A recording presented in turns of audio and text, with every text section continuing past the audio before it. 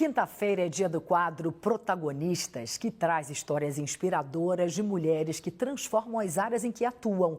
E a protagonista de hoje é Tatiane Thieme, CEO do Great Place to Work. Ela é uma das principais vozes quando o assunto é cultura organizacional e liderança. É uma mulher que se destaca por deixar os ambientes corporativos mais humanos, inovadores e produtivos, sempre com dedicação e paixão. Nessa entrevista, Tatiane compartilha sua jornada, fala de desafios como líder e dá conselhos para empresas que querem se tornar um ótimo lugar para trabalhar.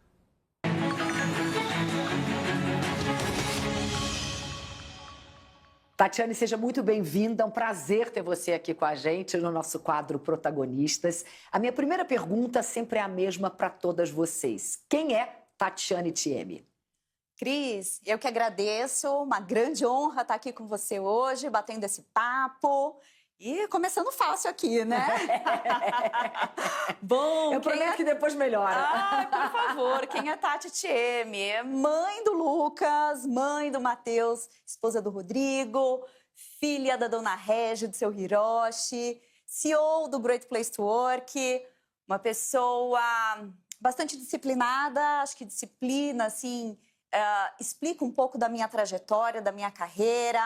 Sorriso fácil, minhas amigas costumam dizer que eu estou sempre com um sorriso no rosto. Eu acho que esse sorriso no rosto contextualiza a forma como eu costumo ver as situações, a vida. Eu tenho essa tendência, né, de ver o lado cheio do copo. Então, sou uma pessoa otimista.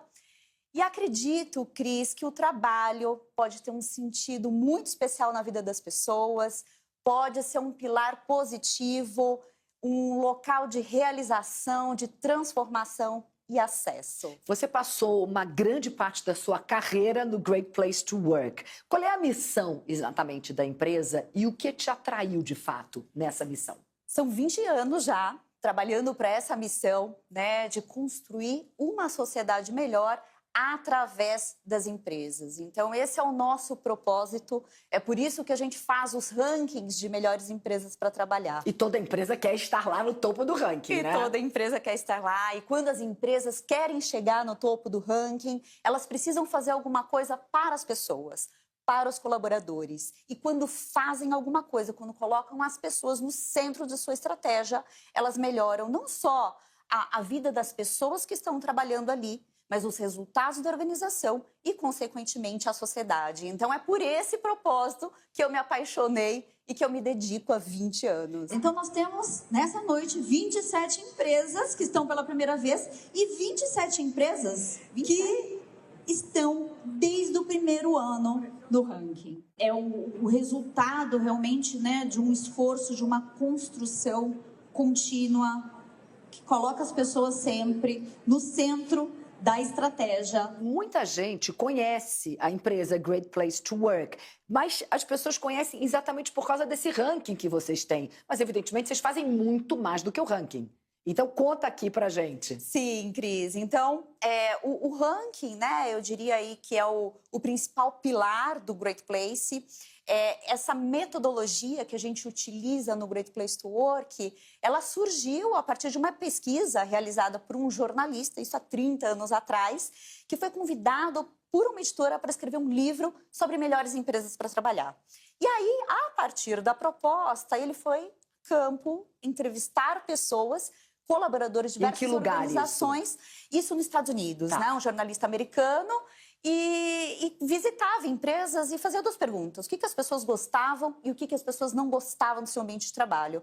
A partir daí, ele chegou na metodologia do Great Place, porque ele viu que quando as pessoas falavam sobre o trabalho, sobre o ambiente de trabalho, geralmente elas relacionavam ali a temas bem específicos e semelhantes. Então, ele fez a publicação do livro, depois continuou os estudos e entendeu que deveria colocar um termômetro anualmente nessas organizações, porque algumas não conseguiam ter consistência desse trabalho voltado à gestão de pessoas, né? E por isso que as empresas que foram citadas ali naquela primeira publicação, que foi um livro, elas não seriam para sempre as melhores empresas para trabalhar. Então, tudo começou aí a partir de um livro, se transformou em publicações. Hoje a gente está em mais de 100 países, então sempre com parceiros, locais de prestígio que fazem a publicação dos nossos rankings, né?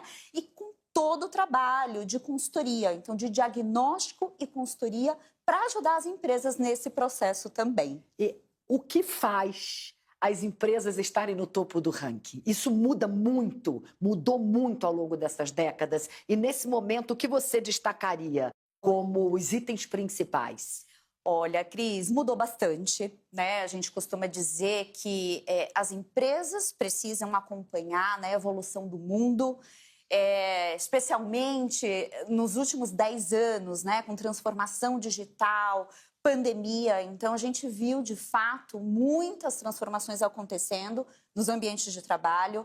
E essas empresas que estão no topo do ranking, elas sabem acompanhar essas transformações, traduzir isso da melhor forma para garantir o engajamento das pessoas, né? Tem uma coisa que não mudou, foi a importância da relação de confiança dentro do ambiente de trabalho. Então, os ambientes, os espaços mudam. Achei que você ia falar de salário.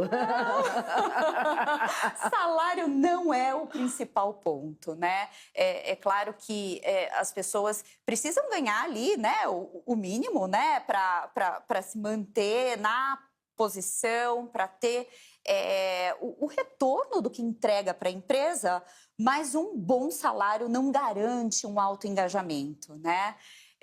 E o que a gente observa é que essa relação de confiança, que foi algo que Robert Levin, há 30 anos atrás, quando fez a pesquisa, descobriu que era importante nas relações de trabalho, ela permanece, eu diria que hoje, ela é até mais importante do que já foi lá atrás. E quando você fala de relação de confiança é colega para colega de trabalho, é relação de confiança, da sua confiança para o seu líder, para o seu chefe, ou do chefe para o subordinado dele, é todo mundo ali, é uma relação de confiança em todos os funcionários da empresa?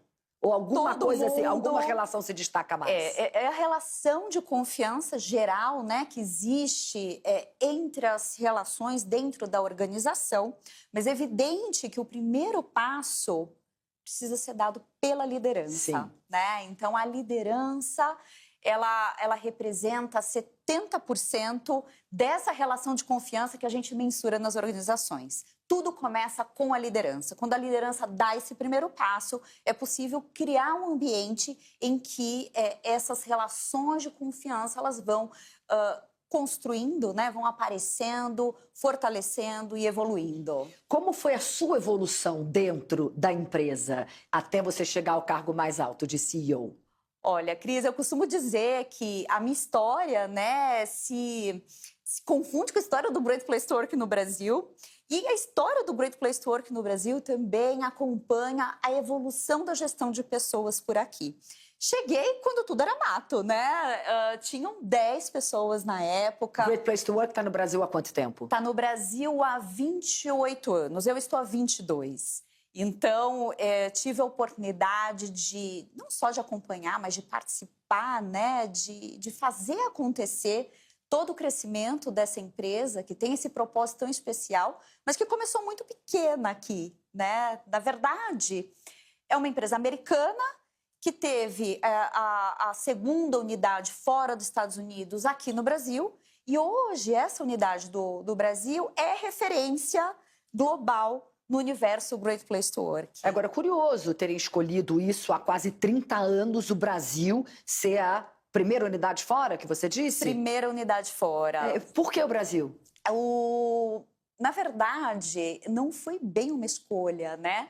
O fundador do Great Place to Work no Brasil é um ex-consultor que, na época, estava nos Estados Unidos, conheceu a proposta do Robert Levin. Ele que trouxe? E que transformou o Great Place to Work num negócio. Porque até então, era uma metodologia, era um livro, era uma publicação, né? E não tinha essa adaptação ainda para o mundo corporativo, né? Nesse formato de consultoria, com soluções para ajudar as empresas nesse processo de desenvolvimento. E hoje vocês estão em quantos países do mundo? Hoje estamos em 170 países. Cresceu bastante, sim, sim. São muitas empresas, né, pesquisadas todos os anos, mais de 20 mil empresas que aplicam as pesquisas do Great Place to Work todos os anos, então um impacto fantástico, né? Falando aí na sociedade, a gente costuma dizer que dá voz aos colaboradores e é assim que a gente consegue apoiar as organizações que entendem que gestão de pessoas é um tema estratégico, né? A gente não está falando somente de cuidar das pessoas para fazer alguma bondade, não. Essa relação, né, o cuidado com as pessoas impacta diretamente o sucesso dos negócios. E é por isso que tem crescido tanto essa pauta nas organizações. Tem uma curiosidade que eu sempre tive. Se você olhar esses rankings nos mais diferentes países onde vocês estão, se a gente pegar um corte de empresas multinacionais, em geral, o lugar delas é parecido em todos os rankings? Olha, deu para entender minha pergunta? Deu para entender. Então, por exemplo, tem uma empresa multinacional X, com diversas unidades, sim, em diferentes países. Em diferentes países. E aí, se no Brasil ela fica ali no topo do ranking, na França ela está normalmente ali no topo do ranking também, nos Estados Unidos também, ou não? Isso muda absurdamente? Não necessariamente, Cris, porque o que impacta é a gestão mais próxima, a gestão local. Então, a empresa pode ter até, né, uma multinacional, globalmente, essa orientação, né, de cuidado com as pessoas, colocando a gestão de pessoas numa agenda estratégica, mas se ela não tiver aqui, por exemplo, líderes, né, que consigam cascatear esse olhar especial para as pessoas, essa gestão humanizada, ela não vai conseguir ter a mesma performance das outras unidades. Então, depende muito do gestor local e digo ainda que isso vai além, né, de uma unidade que está aqui num país. Se eu tiver a oportunidade de aplicar uma pesquisa completa em uma empresa que, por exemplo, tem ali as pequenas unidades em cada estado, em cada cidade, ou pensando numa rede de varejo, existem as várias lojas e cada loja tem um gerente. O gerente, ele impacta demais a experiência. É muito mais a liderança mais próxima do que quem está lá em cima. É muito mais a liderança mais próxima. Agora, evidentemente que pequenos e médios negócios, pequenas e médias empresas também podem estar muito bem posicionadas nesses rankings. Quais são as boas práticas para que isso aconteça? Sim, a gente costuma dizer que qualquer empresa, de qualquer tamanho, em qualquer lugar, pode ser um Great Place to Work, pode ser uma boa empresa para trabalhar. Então, a gente conseguiu, né? É evidente que, num primeiro momento, a gente não conseguia dar acesso à pesquisa às empresas pequenas. Tinha uma questão de custo, era um trabalho que envolvia muita gente, né? Que não tinha tanta tecnologia. Então, a gente precisava... tinha um custo maior para realizar cada projeto, cada pesquisa. Né? Isso, quando entrei no Great Place to Work, as pesquisas eram em papel, né? Tinha uma logística para retirar ali a urna que os colaboradores colocavam as pesquisas que respondiam em papel. À medida que a gente teve a oportunidade de fazer a transformação digital do nosso negócio, costumo dizer que tivemos a oportunidade de democratizar o acesso à pesquisa do Great Place. Então, hoje, uma empresa, por exemplo, com 10 colaboradores, pode aplicar a nossa pesquisa, né? Isso é interessante. E para todas elas, Cris, é a questão da confiança, né? São quase 60 questões no nosso questionário que avaliam, basicamente, a relação que existe entre líder e liderado, a relação do colaborador com o trabalho que ele realiza, com a imagem da empresa no mercado. É muito importante que ele sinta orgulho, que ele veja esse trabalho, né, de forma especial, que ele entenda ali o propósito e a relação entre os pares, entre áreas. A ideia é que todos estejam seguindo a mesma direção, seguindo o mesmo barco, né? E não cada área seguindo para um lugar diferente. Você está numa empresa que acaba conhecendo profundamente várias outras empresas. Você é uma mulher CEO, a gente está num quadro que se chama Protagonistas, e é um quadro voltado para o universo feminino. O que ainda falta para a gente avançar e chegar em cargos de liderança, em chegar em cargos de CEO, como o que você ocupa hoje? O que você aprendeu durante a sua trajetória, até dentro de Great Place to Work, e também do que você vê aí no mundo dos negócios? Olha, Cris, falta bastante, né? A gente acompanha a evolução, né? Então é possível ver a partir das nossas pesquisas a evolução das mulheres, né, no ambiente de trabalho, em cargos de liderança, mas tem muito a ser feito ainda, né? E a gente não pode deixar o crescimento natural, porque se a gente for depender dele, serão, eu acho que mais de 50 anos para atingir esse equilíbrio. E principalmente falando aí de posições de C-level. Então, no nosso questionário, a gente consegue mapear, dentre as melhores empresas para trabalhar, a participação de mulheres em cargos de CEO. Isso faz diferença? Isso ajuda uma empresa a estar no topo do ranking quando você percebe mais mulheres na liderança? Na verdade, Cris, é uma consequência de empresas que têm esse olhar humanizado. Então, as melhores empresas para trabalhar, elas trabalham melhor a diversidade. Elas são muito mais comprometidas com essas questões do que a média de mercado. Então, no mercado, esse percentual de mulheres CEOs não chega nem a 1%. Sim. Né? No grande Sim. mercado. Mas se eu faço um recorte, dou um zoom nas empresas que foram premiadas pelo Great Place to Work, a gente fala de 7%. Né? Então, de quase 1% Você está falando da última lista. Da última lista, sim. Então, a participação de mulheres nas empresas, que são Great Place to Work, é maior. A primeira posição de CEO, 7%. Na média liderança, a gente está falando de 40%, né? E esse é um indicador que a gente acompanha desde o início do Great Place to Work. E tem evoluído, né? Tem evoluído bastante, principalmente falando dessa média liderança. Quer dizer, a gente já está lá quase nos 50%, mas o grande desafio está na posição de C-level, no primeiro nível. Tati, para a gente terminar, eu gostaria de ficar aqui horas com você. Estou achando uma delícia o nosso papo, mas temos que terminar. Se você pudesse dar um único conselho para líderes que querem estar no topo dessa lista, que querem transformar as empresas em ótimas empresas para se trabalhar, qual seria? Pode dar dois, vai. Liderança humanizada, né? E aí, falando de liderança humanizada, trazendo a importância do ouvir, do escutar as pessoas. Escutativa. Escutativa, né? É um colaborador que está ali, alguém do seu time, mas, antes de tudo, é uma pessoa. E a gente precisa humanizar essas relações para facilitar. Muito obrigada, é um prazer te receber. Eu que agradeço, Cris, adorei. Eu também.